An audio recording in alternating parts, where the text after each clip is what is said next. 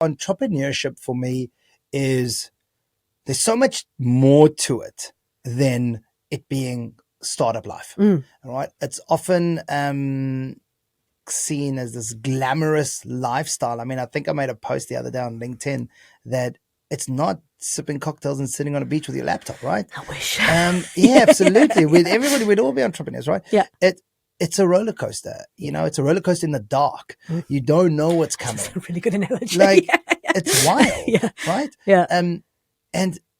And media makes it look so exciting and glamorous. And I said the other day, it's more like Indiana Jones than it is James Bond, right? James Bond sitting on cocktails, may shoot a few people and have some fun and be with a woman. Indiana Jones is getting caught in traps and trying to find his way out. And we're all hoping. Hi, welcome to another episode of Better Business, Better Life. Today I am joined by Stuart Kagan, who I have actually known for a number of years. He was the founder of Endless Metals, and he and his wife Lisa, we all worked together for a period of time. So welcome to the studio. Thanks, Deb. Awesome to be here. Yeah, it's great to have you here. So you've got quite an interesting kind of background and story, haven't you? Why don't you start by telling us a bit about yourself? And before we get started, I should tell you guys, we've been chatting before this podcast, and we've decided that if you're going to listen to this, you might want to put it onto half speed because we both speak and think at a million miles an hour. Absolutely. So just word of warning here. Yeah. Go, Stu, tell us your story. Yeah, sure. First of all, thanks for having me on. Yeah, it's exciting to be here and lovely to chat to you, obviously, like usual. Yeah, we arrived in New Zealand. My wife and I and our 1-year-old kid arrived in New Zealand 7 years ago, or nearly 7 years ago now. And being fresh off the boat, we kind of both got stuck into our day jobs and spent a bit of time looking at where the opportunities could be. Mm-hmm. I had experience in metal recycling because I had worked in the largest metal recycling company in sub-Saharan Africa for about 20 years when I got here. Yep. And I worked from starting off as a laborer there, actually I ended up running the whole company, 4,200 people, 85 yards throughout sub-Saharan Africa. And when we arrived here, we saw the opportunity in the recycling space to do things better and to actually incentivize the people of New Zealand to recycle more. And that meant actually selling on export, getting the best prices possible and passing it on through to the suppliers of the metal, which we did. So Endless Metals has been going now just over 5 years, and we had extremely rapid growth, not without its problems, but we had some serious growth. And within 5 years, we were one of the fastest growing companies in New Zealand based on the Deloitte Fast 50, nice. Which we regrettably didn't enter at the time, but we got to see everybody else's results. So we would have done quite well in that. We grew in what we thought was an incredible business, and it was lots of fun doing it. The objective in the beginning was to create a business where people looked forward to Mondays. Yes. That was Lisa and I were on a walk once, and we both had jobs here, and we were going, we're kind of not excited about going to work the next day. Mm-hmm. And we said, well, wouldn't it be amazing to work somewhere where we actually were excited? And Sunday came, we're like, I can't wait to go and see my friends and do something that I'm passionate about. And it was probably on that day that we decided to delve further into it and look further. And Lisa did a deep dive, as she does. She's an ex-management consultant. Yes. Looked into the industry and thought there was an opportunity, and she was right. And we exited that company just a few months ago in January. And now we're on to other exciting things. I know, I got a few things in the pipeline. So I know that, I was really evident. I saw that in the Endless Metals. The actual culture you had built was around a team of people who loved working together, loved what they did. They were kind of living that whole EOS life that we talk about. And EOS is all about kind of harnessing the energy of your people and making the most of it. So why did you decide to bring EOS into the business? I'm very thankful we did. And I shouldn't say we there. That was very much a decision made by my lovely wife, who was adamant that we were on a treadmill. The growth that we were going at, we used to use the analogy that I would jump off a cliff and Lisa would build the airplane on the way down. And what it felt like was that the airplane was soaring to new heights on a daily basis, but we were losing parts of it as we did it. It was quite difficult to carry on that trajectory without, just losing what we had set out to do. Mm-hmm. It was affecting the culture. And if you didn't have your systems in place, we definitely felt that we were losing that trajectory, or that trajectory wouldn't be long-lived we felt. So that was one of the reasons we came across. And as I said, it was an amazing decision made by my wife, and we never looked back. And so you are what I would consider a typical visionary. And I think that's one of the things I loved about EOS is it actually gave you this definition of what a visionary is there for. Because like we're considered completely crazy until we actually change the world. Then suddenly we're geniuses. But a visionary typically thinks fast, talks fast, big ideas, always challenging everything. But it can be dangerous if there isn't some kind of structure around that, right? Well, it was exactly what I thought about when you asked me. I thought one of the first things I was going to mention was the definition. Yeah. It's exactly that. It's having somebody define what Lisa and I were doing on a day-to-day basis was hugely helpful for us, because we were both going off in different ways and we operated in different ways. So it was really helpful. And I am focusing really on talking slowly today, just so just so you are aware. I do talk really quickly, and as you've always said, the visionary often will run off in a million different ways. Yep. It also, the definition gave me the ability to, I guess, respect what Lisa did more, and to understand that without her, I couldn't do what I did. Yeah. Because I would get pulled into so many of the things that I didn't enjoy doing and I wasn't good at. Yeah. Right. And having Lisa there as my right hand, and knowing that, you know, we were doing this together, and I could go off in a million different ways and a million different thoughts and chase the shiny things. Yep. And have her keep pulling me back into place and keep us on the right trajectory. Yep. Was really helpful. And so Lisa took on the role of the integrator. And so that integrator is generally the person who is a little bit of a filter between the visionary and the rest of the company. It's not that we don't truly appreciate all the wonderful ideas and where you're headed, but sometimes we find that if the visionary is allowed to have completely free reign, they'll have all these people running around, you know, doing crazy things when we haven't actually decided that was the focus. And so the integrator gives that a filter for the visionary before it gets to the main leadership team. But also they're the one kind of beating the drum, keep, as you said, building that airplane as you're kind of taking off, so that the whole team knows where they're headed, what they're doing, what the focus is, and keeps them all on the same page, don't they? I mean, that's a great explanation of what they did, or what she did. I was off in many different directions, and often in meetings. And often in meetings, I would say, "Whoa, this is where we're going next, and this is the new exciting things, and we're going to pivot into cardboard, paper, and plastic, or we're about to move into waste long before we were meant to." And all those sort of things would, I don't want to say upset, but it did, definitely distract. The team would kind of be, okay, well, this is where we're going now, but we hadn't necessarily finished what we were doing. And that's what I was saying about the airplane going in one way, but actually the engine was falling off the back, right? So the trajectory looks great, but you're in for a crash landing. Yeah.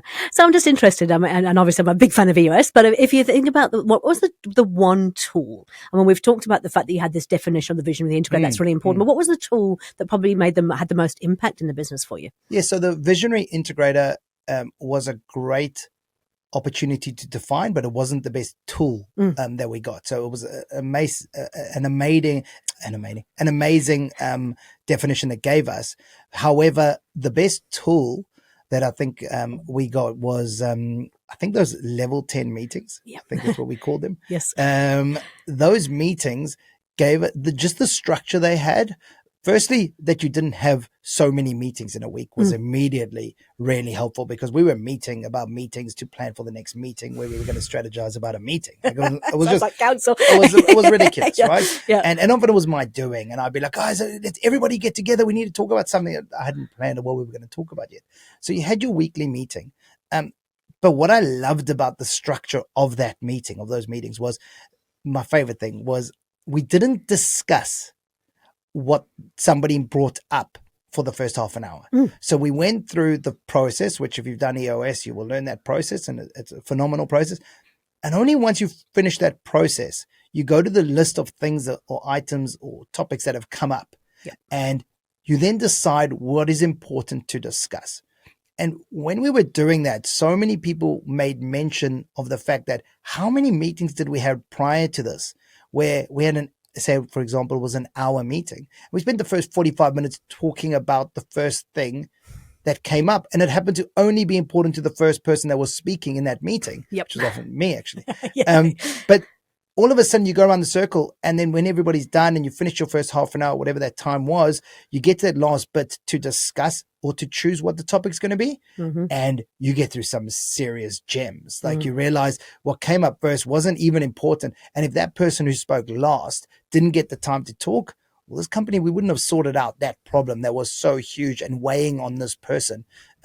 That was really, really beneficial. There are other things as well. Yep. But it that was our does number one. that changes, because we actually, as you know, in EOS, we actually don't go into the vision and the long-term stuff in the beginning. We actually teach these tools. Yeah. And the reason we teach these tools is to start putting some structures and discipline accountability in place. And I think you're absolutely right, because the first 25 minutes is all about reporting. So just, it's like giving a bit of an update, professional, personal best. We go through our scorecard, we go through our rocks, we go through our to-do list, we go through our customer and employee headlines. And it's only once we've done all of that, we kind of get into the list of issues. Yeah. And it's amazing how that discipline can just change it. Because I know that even when you've got a scorecard or a dashboard, for example, the first person to report, if it's a salesperson, will want to tell you exactly why they haven't hit their numbers or what's been going on. And then suddenly you get to the end of the meeting and find out you've just lost a major client because we didn't get round to that. Everybody's got other meetings they got to run off to. That's right. People are over this meeting, you've got to move on. But you didn't deal with the client that you just lost. And so the whole thing of having an issues list, first of all, before you even start, and picking the top three. Because the idea is if you only ever discuss one thing in that meeting, it's the most important thing that would actually change the business. And I like the idea that it's, yes, the integrator gets a say if we can't decide, but it's decided by the group on what is important, because what's important for, as you said, the salesperson isn't necessarily important for the majority of the team. So you can discuss the issue that the salesperson has, but you're really just solving that one person's problem, whereas you might be solving a huge company problem by waiting for that person at the end, or the one that doesn't necessarily speak up as much as a salesperson would. I was a salesperson, so I can speak badly about them. Me too. Okay, it's all good. Excellent. Okay, and those level 10 meetings, we do them at the leadership team level to start off with, and they kind of get put into departments as well. And I like what you said. It does reduce the number of meetings, because in theory, any person should only be in 2 meetings a week. Their leadership team and one other. So the vision integrator meet once a week, the sales and marketing team once a week, and then the leadership team. So it's cool. Okay. And we did that, and we rolled it down really successfully.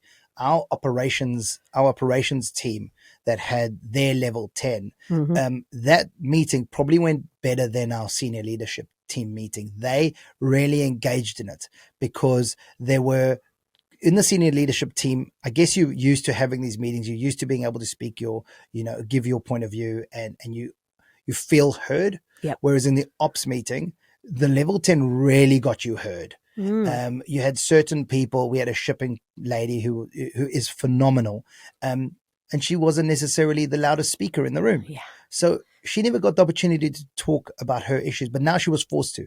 And it's like, what is it? And often the team would go, wow, we didn't know that. Let's deal with that. And that was really helpful. So the ops roll down of that level 10 was extremely well received. Yeah, you're absolutely right, because I mean we're naturally kind of vivacious people who will push our point of view whether you want to hear it or not. Exactly. But there's a lot of people who actually don't get that, and it's also what I love about it is about, so it's not decision by committee, but it is actually all working together for the greater good. And sometimes the person who has the answer is not necessarily the person who's working with it day in, day out. And so by actually having that group effort, if you like, they can actually go, I've got an idea around that. So we're actually looking for all possible ideas, and sometimes those ideas come from the strangest places. I usually have the answer for everything. It doesn't mean it's the right answer. Yeah, that's right. But I'm very willing to answer all the questions. Yes. And that's where Lisa would always get me back under control and go, no, this isn't for you. Right? Yep. Yes, you're the founder. Yes, you might be running the company. You're the visionary. This isn't for you to answer. We need to table this around, let everybody give their input, and then let's come up with the answer. So often I wasn't allowed to speak first. What we found as well in that process was, because especially in the beginning, not everybody would give their input on a topic that wasn't necessarily something they knew a lot about, right? So maybe it was a sales team, and then the shipping person didn't want to necessarily comment on that. Once people felt more comfortable and I didn't speak first, all of a sudden we got better results. When I spoke first, you found everybody went my route, because I was the leader. I was the extrovert visionary, you're the owner, right? And kind of, if I say that, everybody all of a sudden agreed with me. Whereas if I let everybody else speak first and I then spoke later on, we got much better results. And it was quite hard for me in the beginning. To shut up. But Lisa, lucky my wife was my integrator, and I knew to behave when she spoke. And I have to say, I mean, she was a fantastic integrator, probably one of the best ones I've ever worked with in terms of she's very, very good at sticking to that process. I'll get on the show, actually. It'd be fun to have her kind of viewpoint as well. Yeah. What's it like as a husband and wife? Like, did EOS help you? Because working together, I know you guys love each other. I know you love working together, but there can be some really tough times, right? When you're working with your business partner, who's also your life partner. Yeah. What are some of the challenges that you faced? And did EOS help with any of that? I think working together is challenging. Absolutely. I think the biggest challenge is never switching off. Yeah. So especially when we have 2 young kids at home, we'd often find ourselves, we'd always find ourselves at the dinner table speaking about what's happening in the day and strategy. And we are quite hard on ourselves, and we would feel that we were neglecting the kids at the time, and that then spirals, and it's like, oh my God, we're terrible parents, but actually we're doing our best. Yep. But where it helped, and to go back to, it's knowing our roles, right? Having that definition of visionary and integrator immediately within the first session, when you explain it. In fact, a good friend of ours, Daniel, who first introduced us to me. you. That's right. Exactly. Yeah. He said to us in our first coffee or whatever, when we first met him, he said, "You are the epitome of a visionary and an integrator." He identified. And then we looked more into it. And then when we met you, you explained it and defined it more. And it allowed us, when we got home, to kind of understand our strengths and weaknesses. And we immediately knew, and I don't want to say, I guess strength and weaknesses is wrong, because Lisa didn't have any weaknesses. I know it sounds crazy. Lisa's could see my weaknesses, and she knew that she could speak to me in a way that I could now understand it, because I had been explained that being a visionary isn't a bad thing. Yeah. It's not a great thing. It's just what you are. Yeah. And therefore you'll have your pros and your cons, right? You'll have your strengths and your weaknesses.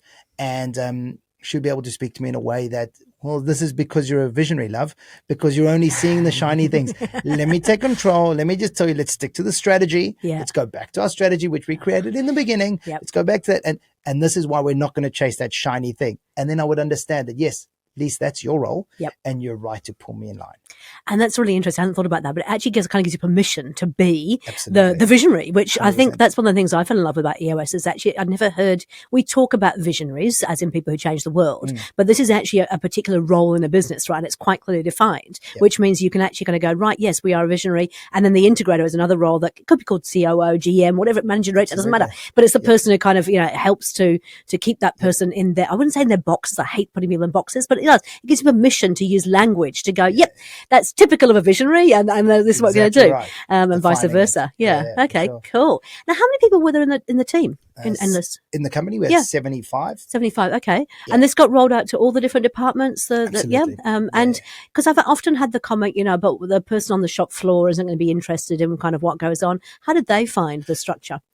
So let me rephrase that. We rolled it out to all management. of the management team. The people on the floor, what happened was they started having, they would have their daily toolbox talk. Yep. But then they would have a weekly one, which would be substantially longer. Yeah. And in that, we didn't follow the exact process of a level 10, but we took pieces from it, right? Yep. So everybody got the opportunity to communicate what was going on in their area. Yeah. And then at the end, we would decide what to discuss. Okay. So using the IDS still. So we used the IDS, absolutely. But because you'd have maybe 25 people in those meetings, it was very difficult to just follow the full process. And we obviously had a shortened period. We had a period that we had to do it in. Yep. But we were able to roll it out. And what you find is, as soon as your ops manager or supervisor who's involved in level 10, as soon as they get it, which they usually do, they go, oh, I want this for my team. Yeah. And they then take that on and they work out what pieces they can use of it. And as I say, the IDS is what it was called. The IDS is what we use. Yeah. And it's, at the end of the day, it's a framework. I mean, people kind of think, EOS, it's a model. It's very cookie cutter. It has to be, the same for everybody. I've worked with probably close to 24 companies, I think, so far through the process, and they're all quite different. Yeah. And it is a framework that's designed to give you a bit of structure, a bit of accountability, but without actually being rigid in terms of what you do. And I think in terms of level 10 meetings, yes, they're going to be different lengths depending on what level they are in the business. Yep. It's about using the tools to get the best value for the greater good. Yeah, absolutely. Look, I really I really enjoyed it. So Yeah. no question to me. It's funny, isn't it? Because I know that visionaries are often the ones in the beginning kind of go, but I don't want this, and yet they're usually the ones that end up getting, really enjoying it in the long run. Exactly right. I mean, I was the one pushing it at the end, but in the beginning when it was introduced to me, but you used to get bored in our meetings too. I remember our leadership team meetings of the day. You're like, oh, come on, I was really boring. Yeah. But it's good.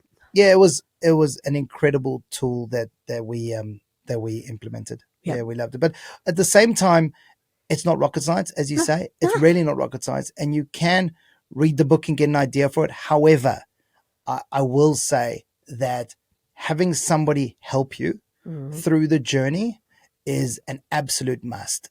Now, you can do it yourself, but there's a lot that you will lose out on. So I appreciate you saying that, because I've loved working with you guys too. But why? What's the difference between doing it yourself and having somebody like me? Oh, so say for example, and I don't remember exactly what they were called, but the initial meetings that we had with the focus day, the vision building, yeah, exactly. We found out when we did right person, right seat. Yes. When we found out our person in charge of finance didn't want to be in charge of finance. That's now, you're like, there's the whole gets it, wants it, has capacity. So they got it, they got the capacity, they didn't want it. They didn't want it. Yeah, absolutely. And that was shocking. Now, would we have got to that if we didn't have a third party, an external person pushing us to answer those questions? So if we sat in a level 10 and we had read the book and we thought, well, let's just go through this, and I don't think everybody would be as vocal about it, because really they'd be speaking to me. Yeah. Me and Lisa, who the founders, but we were speaking to you. Yeah. So it was very much speaking to an external person, and you could, tell exactly how you felt versus speaking to the person who maybe pays your salary. Yes. Yeah. Right. Yeah. It was very different. Yeah. We also, in that experience as well, during that process, we had grown, and this is something that really was important to us. We had grown from a period of our team doing many different roles, right? So that's what normally happens. Yeah. Startup, everybody's doing everything, right? Whatever you need. And then you start all of a sudden needing to create some sort of specialization. And when we were going that route, when we joined you, we had, for example, our HR manager was also doing health and safety. We needed to go on that journey to try and work out, what did she want? What did she get? What did she have capacity for? And I think if we had followed our own process, I don't think we'd necessarily would have got the outcome we wanted. Whereas having you take us on that journey, it was kind of, you don't just play an EOS role. It was a kind of having a personal coach as well there, a company coach, somebody who they felt very comfortable to speak to, because we had a great relationship with you. And you could ask the pressing questions. Yeah. You knew in our team when somebody wasn't being 100% honest with you or themselves. I don't know if I've actually shared this online or not, but I actually I have name tags on the desks when we run these sessions, and there's actually two reasons for that. First of all, because I think a million miles an hour and I'm in my flow and I sometimes forget somebody's name and I know exactly who they are. The other thing is I use it as a bit of a tool for me. So when I put those out there, I get to choose who sits next to each other, and particularly on the first day, I actually observe the body language and stuff when people see their name, and you can see they go, oh, Stuart, I'm sitting next to Stuart, and you kind of, they either like, oh yeah, or it's like, oh, and I pick up on that, and I use that to actually, I call it poking the bear. It's like, what can I do to see what I can get the most? And I'm not doing it because I enjoy it. I mean, I do, but it's more because I want to actually make sure that we're really getting to the bottom of all the elephants in the room, that we're dealing with the stuff that needs to be said. And I think particularly in a family business, the sacred cow stuff as well. Like, what is it that's not being said? And as an external person, I have the opportunity to do that, right? I don't have to worry about going back into work the next day. I'm there to make sure we get the best for the whole overall company. Absolutely. Yeah. So it's kind of fun. No, it's 100%. And also, one of the things we learned in those meetings, and something you did really well, which was throwing all those different toys at us at different times. I think people always laugh when I give the toys out, but people love it. Bring a headgear next time, but one of the eyes I think might have taken me out, whatever it was. The Elmo. Yeah, exactly. But I loved politicking. I'm probably the biggest culprit, and probably had. You mean the no politicking? Yeah, politicking. Well, I love politicking. But it's really bad. And once you've got your point across, you can't then keep getting the same point across. Like, I think it's a really good lesson for people in meetings, to learn. Like, you've said your point. If you say your point again in a different way, still right? Same point. You just all you're doing is politicking. You're just making this meeting go on and on and on.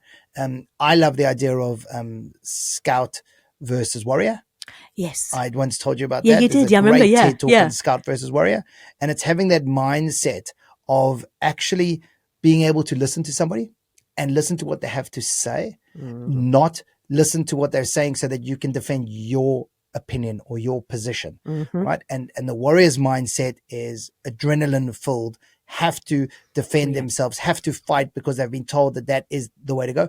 And no matter what, you don't get to war and then the guy on the front line convinces you to not fight him, right? So the warrior can't do that. He has to go there and go, I will kill and defend my nation, whatever it might be. Whereas the scout has to use only facts. So they go out there, they climb on a tree, they look to see where their opposition is, where the other attacking forces are coming from, and they have to use 100% facts. They can't come with a preconceived idea that they believe they were coming from the West, and they go, they must be coming from the West, even though there's a lot of reasons why they're probably coming from the other side, right? They're coming from the East. So they have to go in with no preconceived ideas, and they have to actually take everything as take it to heart and listen to what they're being told. And I love that when we have meetings, and I was often a big culprit until I watched that TED talk on it. And yeah, what's it called? What's the TED talk called? Do you remember? Warrior versus Scout. Warrior versus Scout. Okay. I think it's something about mindset. I can send it to you. You can put it on the comments. Yeah, that'd be really good, actually. It's a great TED talk. I think it's not too long, but yeah, it really changed the way I think about listening and getting my point across in a meeting. Fair enough. Hey, tell me, the word entrepreneur, we were talking about this before, often misused a wee bit, I think, in New Zealand. We kind of think of an entrepreneur as being startups. What's your definition of an entrepreneur? Oh, because you're part of YPO, right? I am, yes. And actually, there's YPO. YPO, it's a Young Presidents Organisation, is that right? That's right, yeah. What does it really mean? And what is that? And how do they view entrepreneurship? Geez, I'm not gonna give their view on it. No. Well, how do you view it? Sorry, yeah. So entrepreneurship for me is, there's so much more to it than it being startup life. All right. It's often seen as this glamorous lifestyle. I mean, I think I made a post the other day on LinkedIn that it's not sipping cocktails and sitting on a beach with your laptop, right? I wish. Yeah, absolutely. We'd all be entrepreneurs, right? Yeah. It's a roller coaster. It's a roller coaster in the dark. You don't know what's coming. That's a really good analogy. It's wild, right? Yeah. And media makes it look so exciting and glamorous. And I said the other day, it's more like Indiana Jones than it is James Bond, right? James Bond's sitting on cocktails, may shoot a few people and have some fun and be with a woman. Indiana Jones is getting caught in traps and trying to find his way out. And we're all hoping he succeeds at the end and gets out, right? But we don't actually know at a certain stage, right? Yep. And he's running away from massive balls riding down hills, right? And there's usually lots of snakes in the pit. Yep. But so to me, it's not glamorous, and it's not for everybody. Whereas I feel a lot of people want to be an entrepreneur, and they're like, oh, but it looks so cool, and it gets all this media hype. But entrepreneurship is the journey. It's not starting a company, right? Because starting a company is one tiny little aspect of being an entrepreneur. Yep. You've got the next 10 years ahead of that, maybe 20, 30, 40 years ahead of it if you're lucky, right? It's the ability to go all the way. And have that grit. I was chatting to somebody just this morning about grit. Grit is something you learn over time. Grit isn't something you are taught. No. Grit is you can't buy it, you can't train on it. Absolutely. Yeah, it comes from experience. You go through hardship to find out that you have grit, right? And then there's obviously all the terms. There's hustle, and there's. I'm very lucky to be blessed with this insane amount of self-belief. Like, I really do believe I can do anything I put my mind to. And you said that on your post. Was it your parents kind of gave you that self-belief, didn't they? How. I don't know what they did right. I mean, it's one of the few things maybe they did right. I hope they're not listening.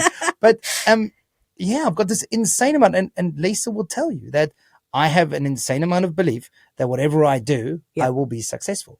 I realize that's crazy, because I probably can't go and play a soccer game against Ronaldo and beat him. But I actually think, this is dead honest, that I reckon I have a chance. Yeah.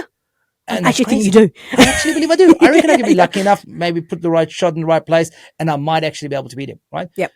Which is crazy. I often think to myself, if I was put onto, in an All Blacks game, if I was put onto the field, I wonder if people would notice that I wasn't actually at that level. I reckon it would take them at least one half for them to realize. That's crazy. They'd notice in the first second. First of all, I'd be the smallest guy in the field by like 1,000,000 kgs, right? So entrepreneurship, to go back to the point, it's a journey. It's a long journey. Yeah. There are many different times in entrepreneurship and different times that you've got to be at a different level, right? What I love about entrepreneurship, and I think the best entrepreneurs are lifelong learners, because you have to continually develop your skills. So it's one thing to start up, right? It's another thing to then fly that aeroplane, right? Yep. If we use the analogy of jumping off the cliff, Yes. fly that aeroplane. It's another thing then to when you want to pivot, or when you need to pivot, having that ability, right? And then you throw in raising capital. Yeah. All of a sudden, it's like you've got to be skilled in many different things, right? Like a Swiss Army knife. Yep. But what I have a bit of an issue with entrepreneurship is that what gets hugely glamorized is raising capital. Yeah. So in the media, such and such entrepreneur raised $2 million. Fantastic. That's incredible. What about the entrepreneurs that are really grinding it out and hustling and turning a profit and doing really well? Why aren't they in the news? I can't work out.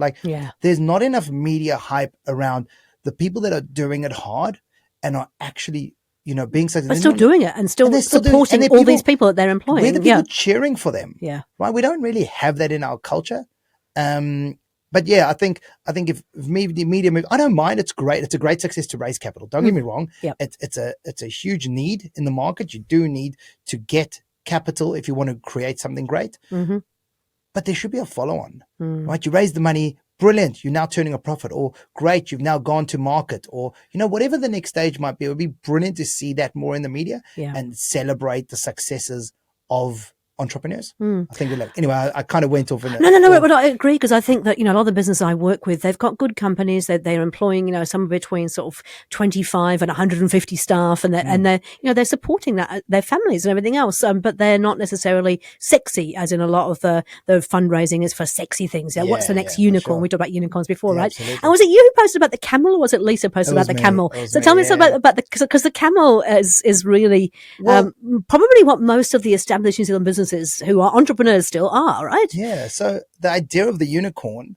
in my opinion, should be, thrown in the dustbin and gone, because there's such a tiny percentage of people that actually achieve that status. And it's all good and well to go for the BHAG, right? Big hairy audacious goal. Let's go for it. Shoot for the moon. If you get there, great. Yep. Absolutely, right? But too many people, and I think a lot of it comes from VC firms as well, trying to push for the 1 in 30 that they need in order to be successful as a venture capital firm. Yep. But with the unicorn, it's so difficult to achieve that status. Whereas, don't get me wrong, the camel is still difficult, but it's something else that you're striving for. So if you're striving to be a camel, you're looking to be able to actually sustain your business through difficult times.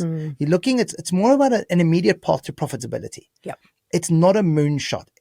Look, for us, what we're building next is maybe a moonshot, but we're trying to build what's a camel, that it can sustain itself.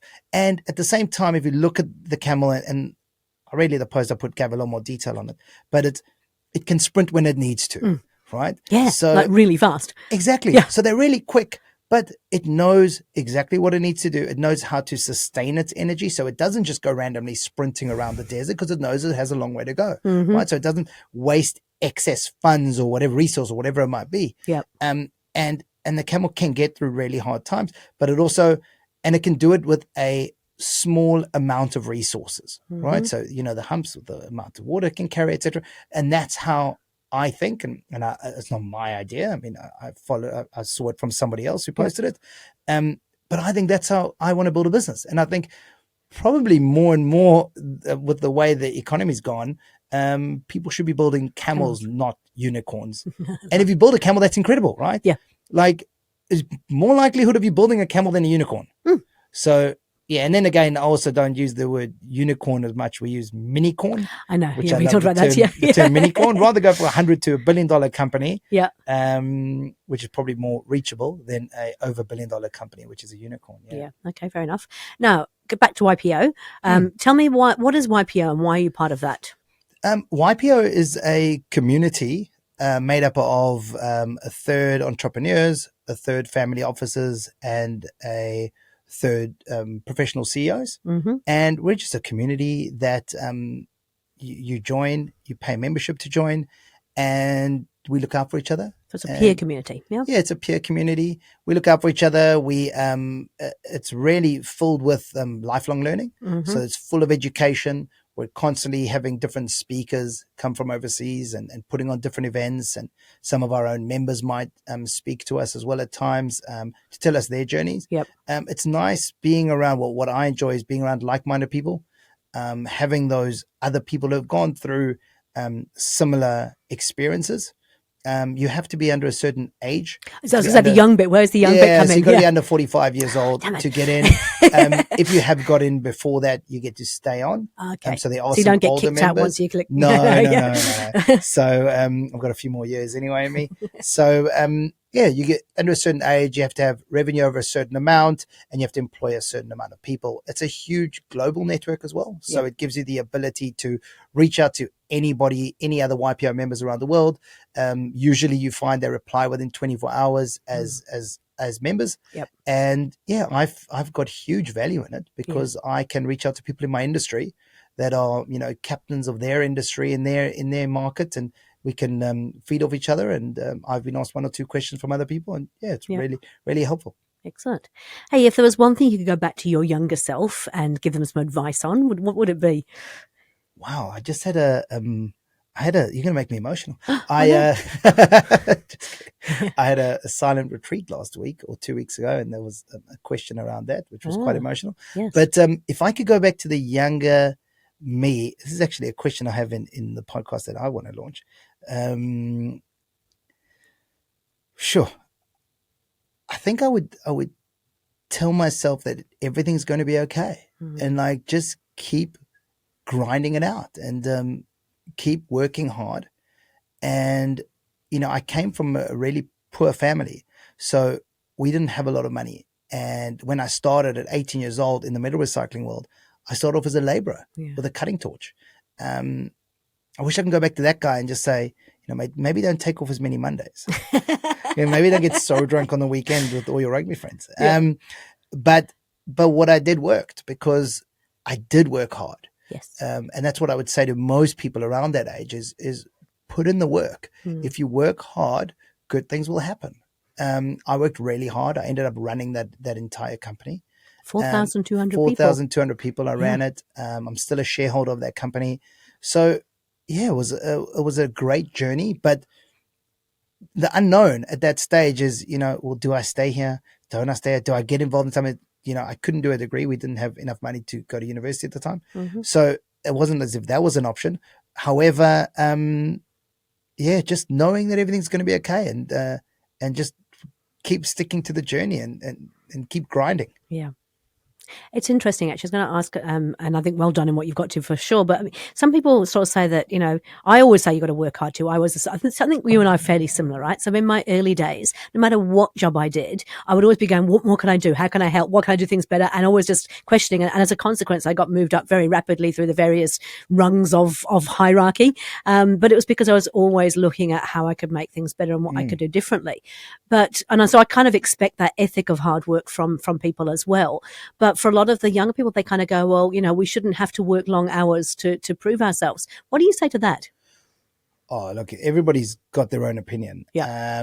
My opinion is, and it's because it's been my journey, that I did have to work long hours to get anywhere. Yeah. So my experiences are very different to, I guess, the kids now, or the younger generation now, sorry. I say, well, what would I say to my own kid? Yeah, I was going to say, well, that's the same thing. You've got two young boys. The oldest is 8. I want him to work really hard, but I also don't want him to probably go through what I went through, right? I mean, I worked really hard and every weekend for probably 5 years. I worked every single Saturday. And the labor was tough on my body. When I look back, I wouldn't change it, interestingly enough. It gave me all the experience that I needed to be able to arrive in New Zealand and set up a metal recycling business from scratch. In the beginning, I was the person on the front scale offloading people's utes. If people are listening and they remember delivering to us on the North Shore, that was me. I was the guy delivering, right? I had full PPE and I was not delivering. I was the guy offloading. So having gone through that hard work, I had the ability to go back to it when I had got to a certain level, right? So I'd got to the level of being an executive director and shareholder in South Africa. Come here, I was able to start again. So it is very helpful. So what would I say to you? I mean, I believe that hard work will pay off. Yeah.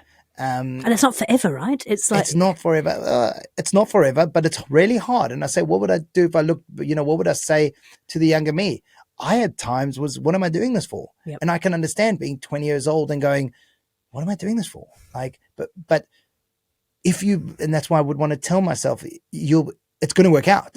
Keep grinding. So what would I tell the 20-year-olds now? I'd say, keep grinding, like do that hard work, because if you also don't have the knowledge and maybe you want to walk straight into a management role, that's fantastic. But what happens when the guy underneath you at a lower level has an issue and you can't actually solve it?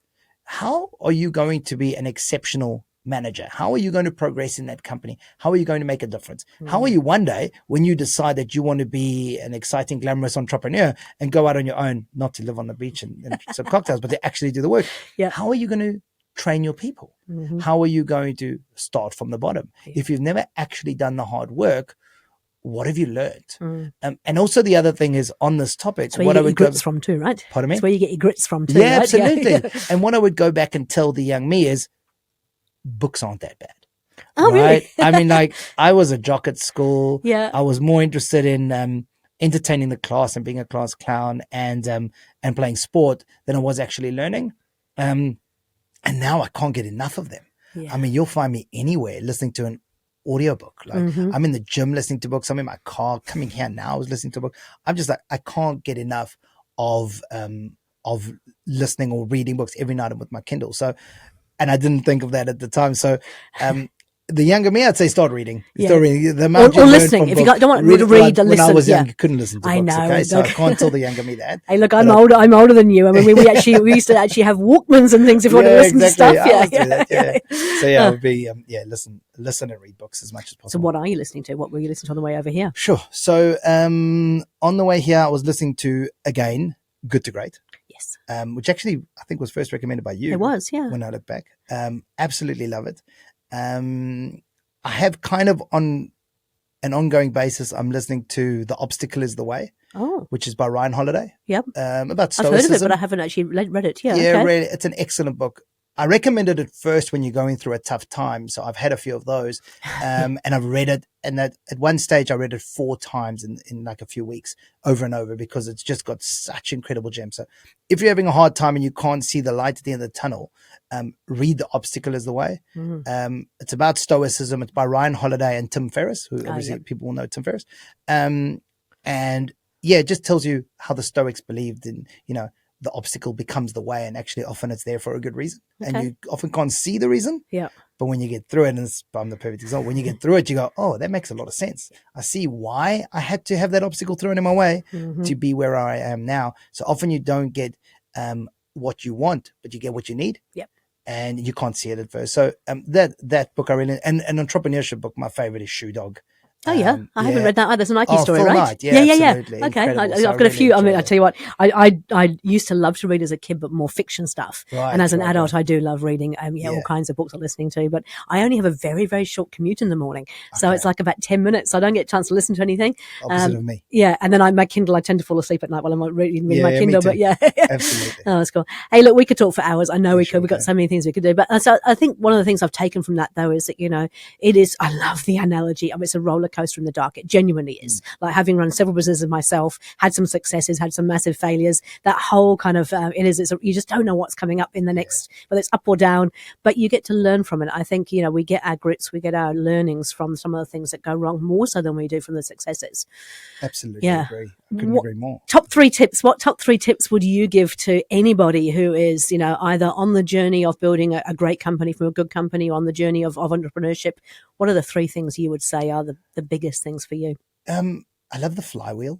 Yeah, I love the flywheel. Just those little wins, keep adding to it, and you just start getting that speed up, right? That momentum. Yep. And celebrate the little wins as well. Yes. So celebrate those things and bring your team on the journey. Those things to me are really important. So just to go back to it, the flywheel, it's all about gaining momentum, and over time the flywheel is really heavy, but it just starts getting easier and easier to actually move. I absolutely love that. But yeah, the celebrating success, it's got a lot to do with bringing your team on the journey, because often, and I've seen it and I've done it firsthand many times, your goal changes as soon as you succeed. Yep.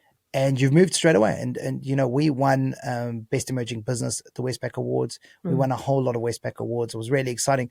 But the next day, we're kind of moving on to, what's the next goal, right? That's great. But you've got to get your team on that journey. They've got to actually understand that we succeeded. We did something. We set our minds to. We were successful. That's incredible. We can move on to the next stage. Obviously, we have to, but let's take a moment to actually enjoy the success. Because otherwise, you're just on a treadmill, right? And you're just constantly looking for the next thing to do. And I think you lose your culture in that. And you lose the sense of belonging, which to me is a massive part of being on a team. I played a lot of sports in my time, and the best teams succeed because they belong to something.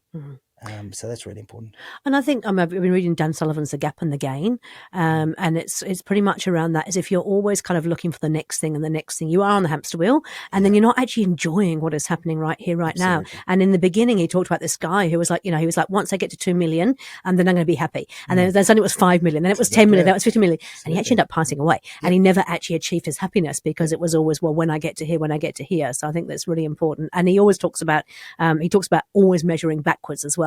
So it's easy to sit here and go, things are really shit right now, and I'm not feeling very happy, and I'm really miserable. And then you kind of go, but where were you a year ago? And what has actually kind of happened in that year that you've moved forward? Whether you haven't got to where you wanted to get to, you've actually still moved forward. So celebrate what you have managed to achieve rather than always looking for the next thing.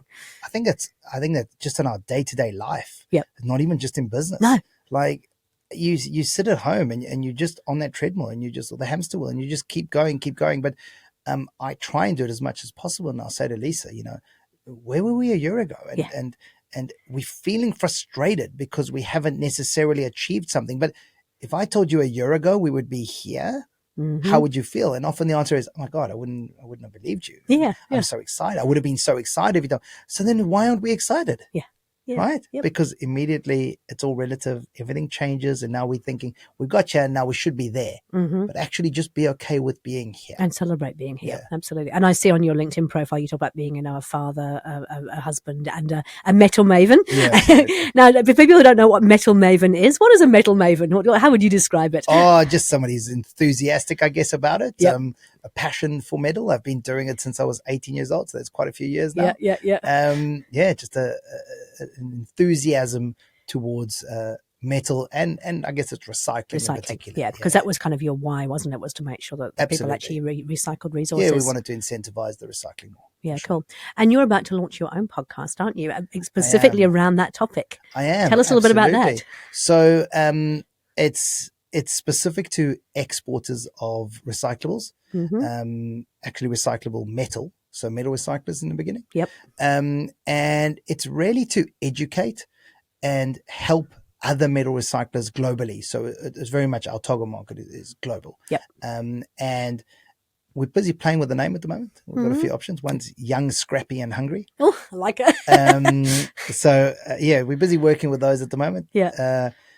But it's our target market is exporters of recyclable metal, and we will be doing once a month. So every week we'll do a podcast where we'll interview some sort of captain of industry, some legend in our field. Where luckily from my previous role in South Africa, I do know a lot of them, and I've already got the top 10, the first 10 people to agree to do it. Excellent. And once a month we'll do a masterclass. So a masterclass will be on something specific, like for example, that's going to help the exporters. So we might do something on foreign exchange, and we'll have a foreign exchange person that will come in, and they will do a master where I'll ask questions, and they will teach all the different exporters about this sort of thing. We might do something on marketing. I've already got the guy. In fact, I've got the person for marketing. I've already got the person for entrepreneurship, a guy who's literally just going out and starting new businesses in the recycling space in the States at the moment. He's doing wonderful things.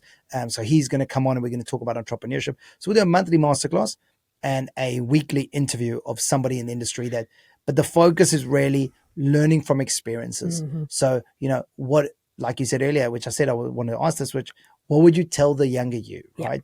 And I'm hoping that the younger them are listening. Yes. So it's what can they teach from their experiences and pick up some gems. Hopefully, if everybody can pick up one gem in every podcast that I do, well, that's adding value. And if that can help them, well, that'll be wonderful. Fantastic.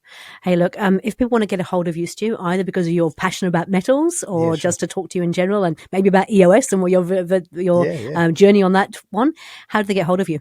LinkedIn is probably the easiest. I'm posting every day at the moment. So Stuart Kagan on LinkedIn. All your contact details are there. Yeah, fantastic. Exactly. All my details, my email address is there, so that's easy. Oh, well, thank you so much for coming in. Really appreciate it. Thanks, Debs. Look forward to following the next part of your journey. Awesome. Thanks for having me. It was lots of fun. Thank you. Cheers.